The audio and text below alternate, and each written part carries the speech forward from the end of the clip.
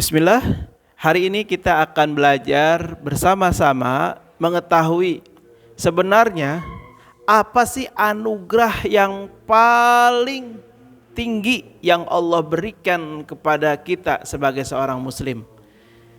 Ya. Bismillah, assalamualaikum warahmatullahi wabarakatuh. Alhamdulillah wassalatu wassalam ala rasulillah wa ala alihi wa sahbihi wa man walah amma ba'du. Alhamdulillah, mari kita panjatkan puja dan puji serta rasa syukur kepada Allah Subhanahu wa taala yang pada hari ini Allah masih memberikan kita limpahan nikmat dan karunia-Nya.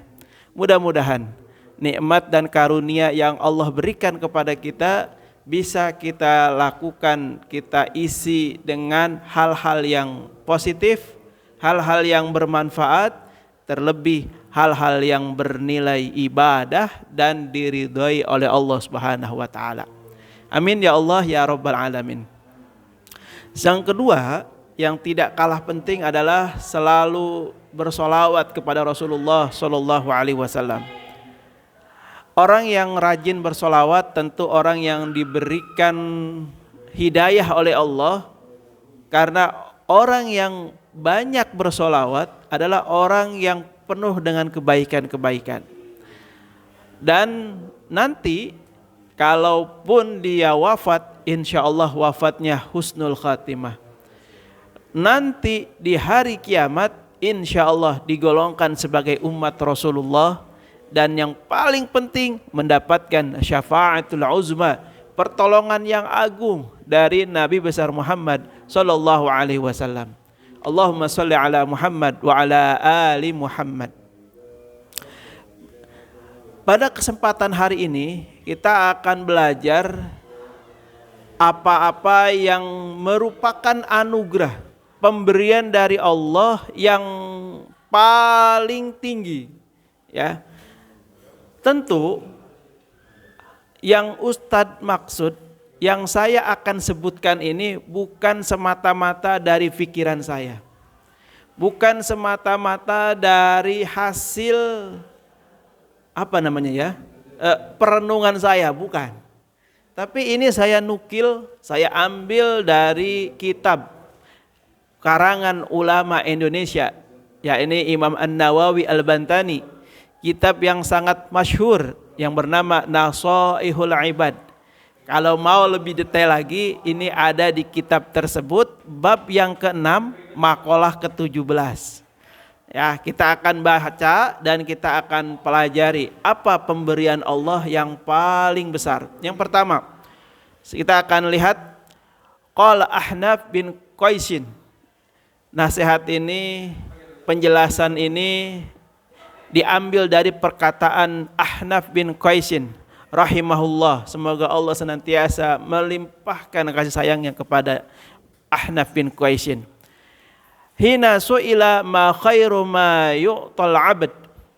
Jadi suatu hari Ahnaf bin Qaisin ini ada yang nanya. Apa pertanyaannya? Ma khairu ma yu'tal abd. Apa sebaik-baiknya anugerah yang diberikan oleh Allah kepada seorang hamba?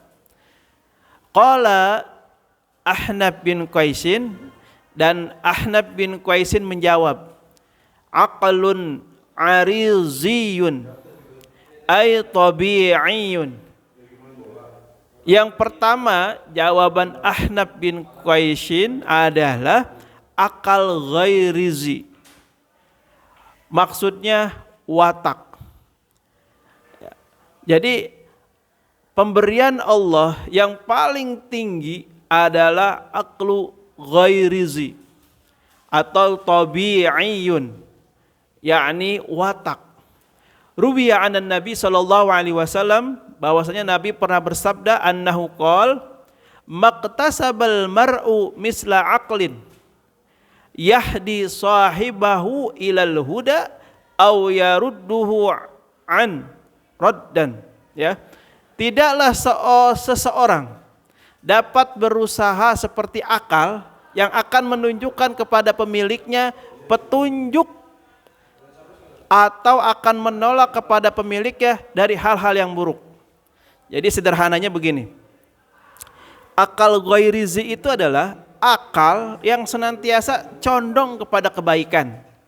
Jadi kalau ada manusia yang selalu gemar berbuat baik, gemar melakukan ibadah, berarti sesungguhnya orang tersebut mendapatkan anugerah dari Allah yang bernama aqlun ghariziyun.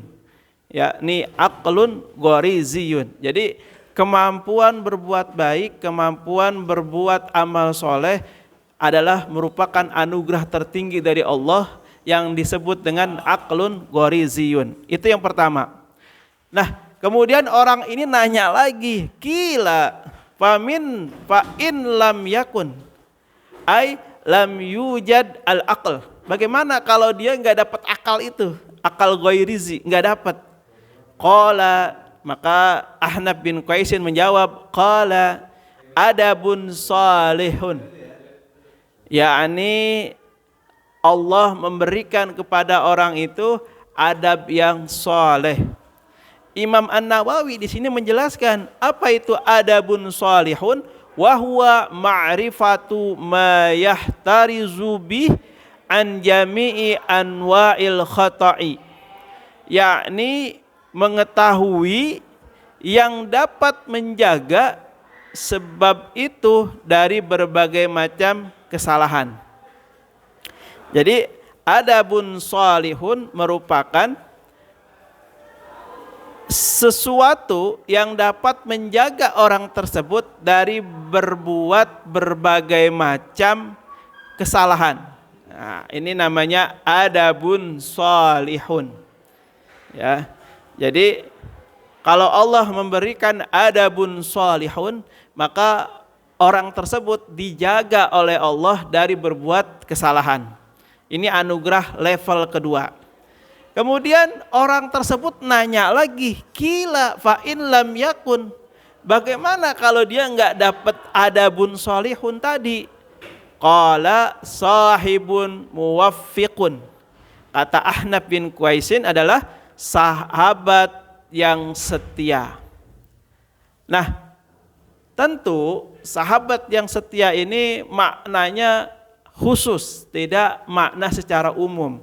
Ruwiya annahu sallallahu alaihi wasallam, telah diriwayatkan dari Rasulullah sallallahu alaihi wasallam bersabda, ra'sul aqli ba'dal iman tawaddudu ilan nas wa ma yastaghni rajulun an masyuratin wa inna ahlal ma'ruf fid dunya hum ahlul ma'ruf fil akhirah wa ahlal munkar fid dunya hum ahlul munkar fil akhirah. Rahul Baihaqi. Ini lihat kalimat hadisnya.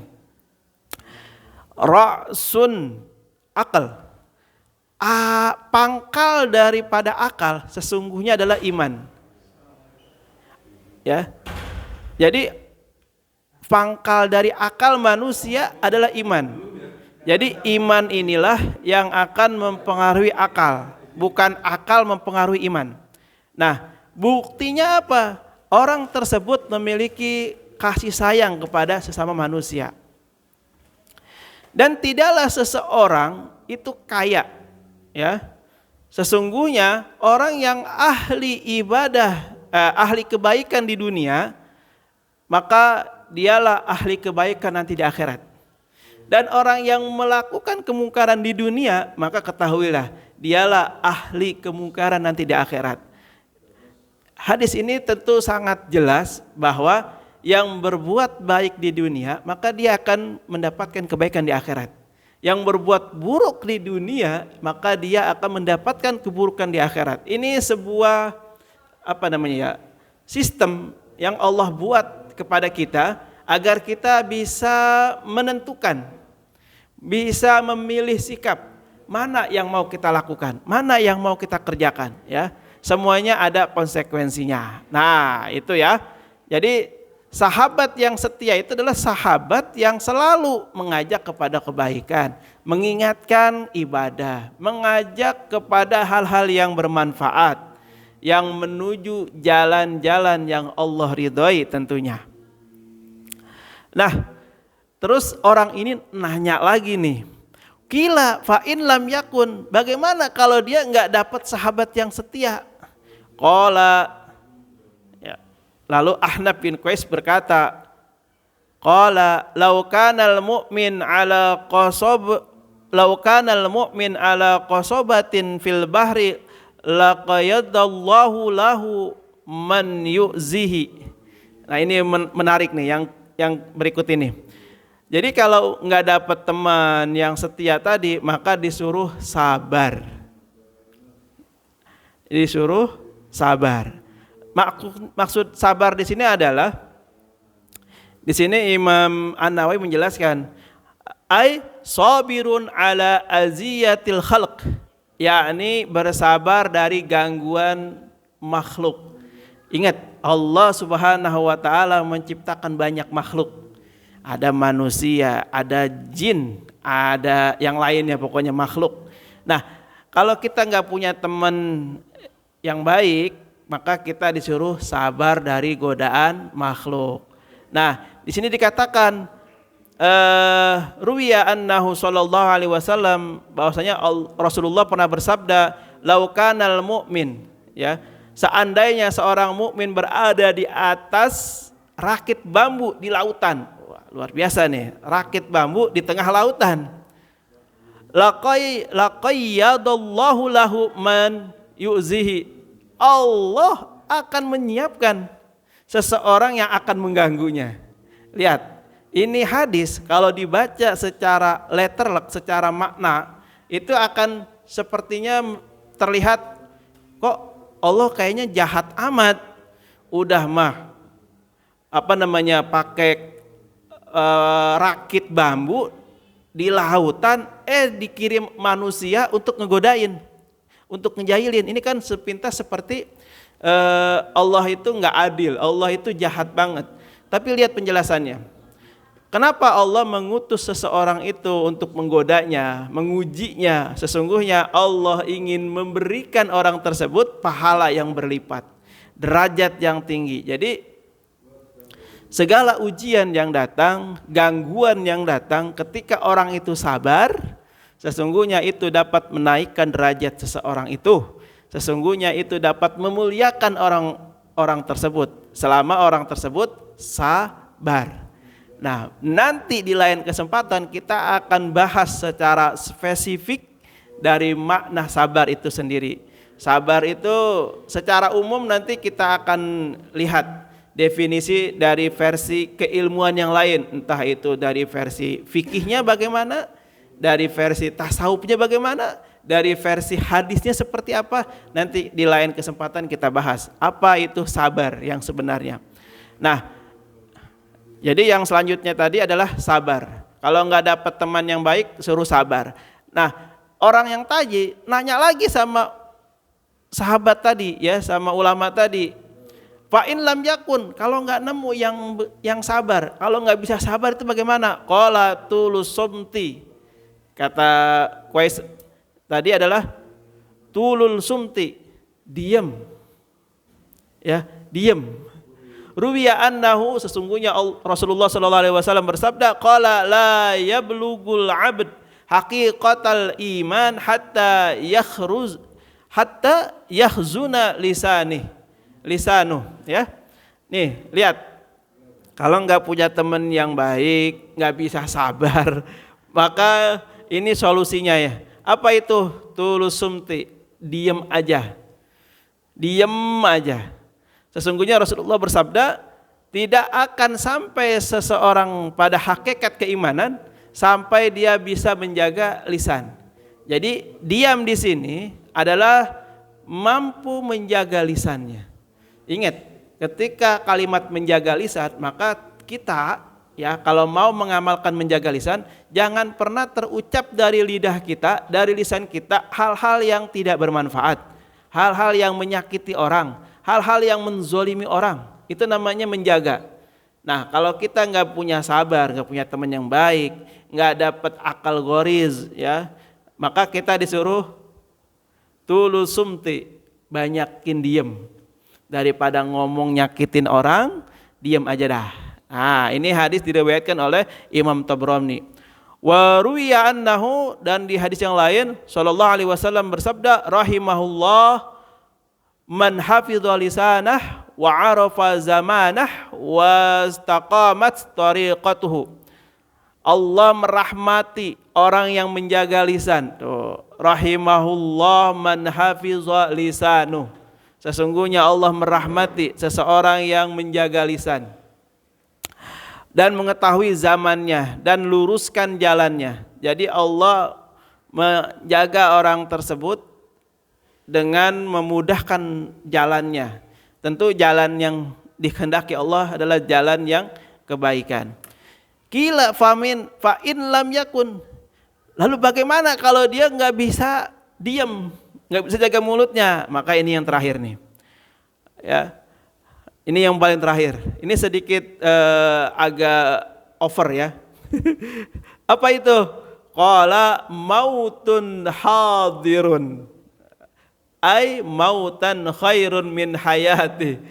Kata ulama tadi, kalau nggak bisa diem, nggak punya temen, nggak bisa sabar, udah mautun hadirun.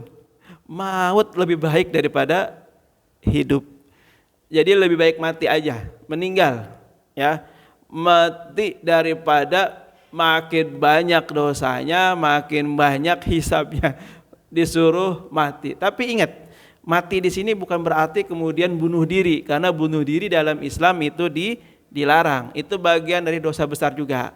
Jadi opsi terakhir ini mengatakan bahwa udah kalau nggak bisa berbuat ini, berbuat itu, berbuat ini, berbuat itu, kayaknya mati lebih baik deh, biar dosanya nggak nambah, biar kesalahannya tidak bertambah, biar hisabnya lebih ringan, seperti itu ya. Allahu a'lam bishawab. Mudah-mudahan kita diberikan kemampuan, anugerah yang terbaik dari Allah sehingga kita bisa melewati kehidupan ini dengan dengan sangat baik, diwafatkan husnul khotimah, dipertemukan dengan orang-orang soleh yang lainnya, dan hisabnya ringan, masuk surga semuanya. Amin ya rabbal alamin. Allahu a'lam bishawab. Mohon maaf jika ada yang salah. Hadanallahu wa iyyakum ajmain. Assalamualaikum warahmatullahi wabarakatuh.